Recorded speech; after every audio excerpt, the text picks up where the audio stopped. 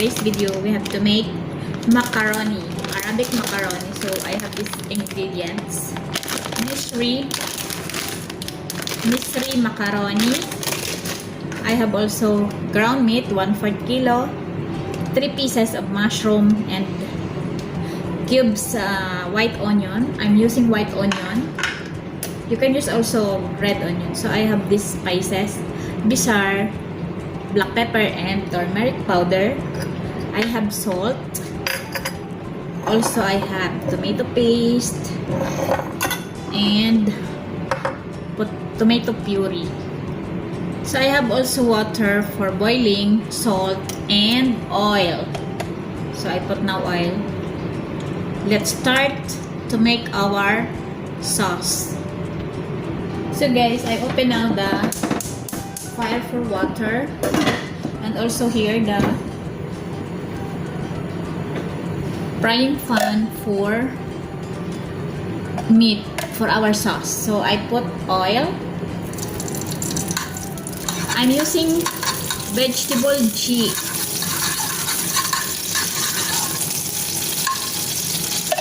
And then I put now the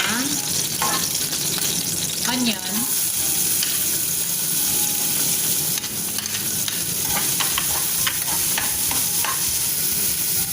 I cut this mushroom.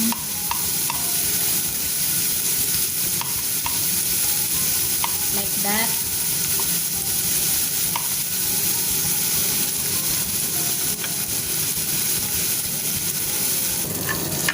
Now I add the meat.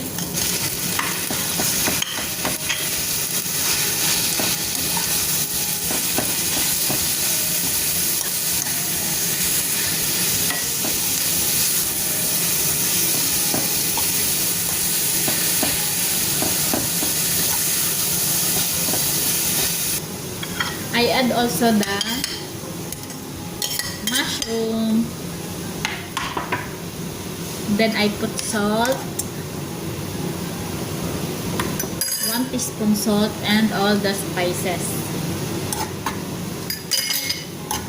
And then let's stir until the meat is cooked.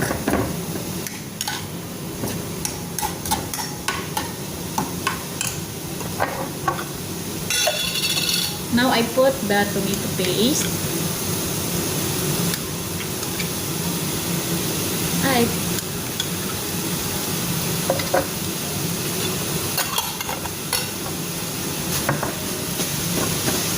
And also this tomato puree.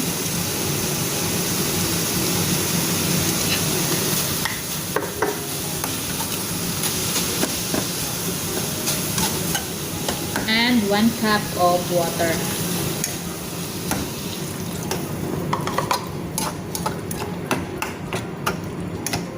So I add also sugar.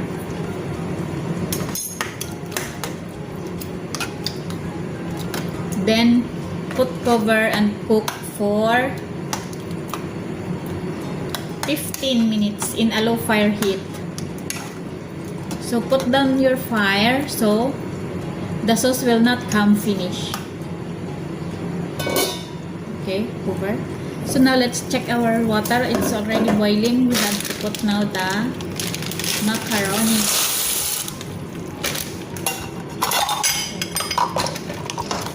So just cook and drain.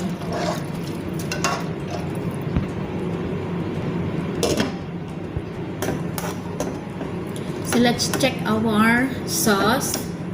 I put half of this vegetable knorr cubes.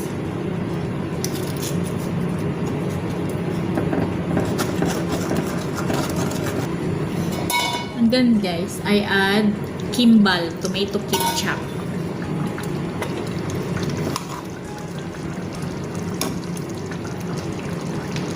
So just 1 spoon only to blend the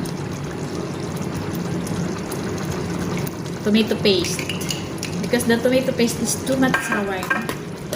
So we have to blend it with ketchup and little bit sugar. So that is my secret on making the macaroni. Because here guys, they don't like cheese on their macaroni. So just this one and macaroni without cheese. They don't like with cheese. Unlike in our Filipino style, with we like with cheese, no? Here we never use cheese on macaroni. Now let's check our macaroni. So I think this is okay. Still not cooked too much, but because we have to steam 15 minutes, so this is okay. So let's drain our macaroni.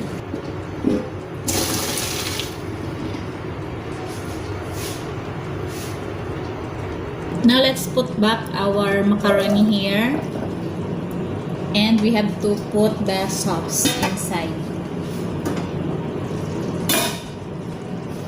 This is now the sauce, and let's steam for 15 minutes.